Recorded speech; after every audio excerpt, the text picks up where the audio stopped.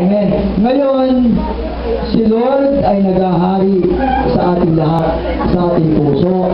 So ngayon po, gagawin naman natin is reconciliation sa bawat isa. So ibig sabihin, ito, yung pagmamahal ni Lord na nasa atin o naramdaman natin, ipararamdam naman natin sa ating kapwa.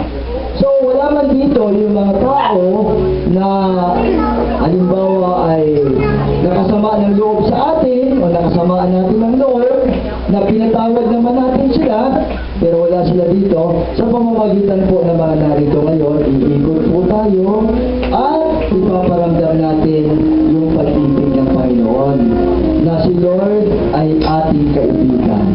Wala tayong ibang kaibigan kundi ang Panginoon. Amen.